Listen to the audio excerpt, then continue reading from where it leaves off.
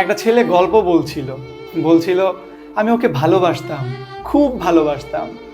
একদিন বলেছিলাম আরও বড় হব, তোমার যোগ্য হব। ও বলেছিল আমি অপেক্ষা করব। আমি বিশ্বাস করেছিলাম, তাই ঘরবন্দি হয়ে পড়তাম, রাত জেগে না খেয়ে নিজেকে গড়ার পেছনে সব দিয়ে দিতাম। বন্ধুরা বলতো পাগল। তখন আমি একটু ভাব নিয়ে সিনেমার হিরোদের মতো বলতাম, আমি পাগল নই, আমি প্রেমিক। তারপর একদিন হঠাৎ ওর হাতে দেখলাম একটি গোলাপ, ঠোঁটে সেই পুরনো হাসি, কিন্তু কিন্তু এবার সেটি আমার জন্য ছিল না। একটু পর দেখলাম সুন্দর করে একটা ছেলে ওর দিকে দুটো আইসক্রিম হাতে দৌড়ে আসছে। সেদিন আমার মাথায় বাজ পড়েছিল। আমি সেদিন তীব্র ব্যথা পেয়েছিলাম ঠিকই, কিন্তু আমি আবার উঠে দাঁড়িয়েছিলাম, কারণ আমি সেদিন বুঝে গিয়েছিলাম আমি আসলে আমারই। আমার স্বপ্ন কারো জন্য নয়, নিজের কাছে জেতার জন্য।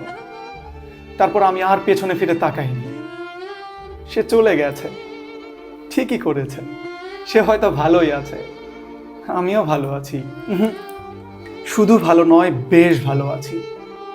আজ আমি দাঁড়িয়ে আছি আমার নিজের বানানো জীবনের একেবারে শেখরে। আমার ফ্যামিলি আমায় নিয়ে প্রাউড ফিল করে।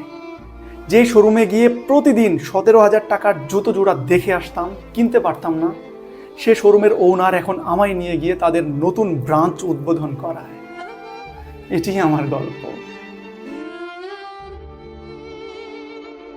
আপনার জীবনে হয়তো কেউ ছেড়ে যাবে, কেউ হয়তো বলবে তুই পারবি না। ডোন্ট বিলিভ দেম, আপনি পারবেন, আপনি পারবেনই। আপনাকে ছেড়ে যাওয়াটা ছিল তাদের সিদ্ধান্ত, কিন্তু থেমে না যাওয়াটা হোক আপনার সিদ্ধান্ত।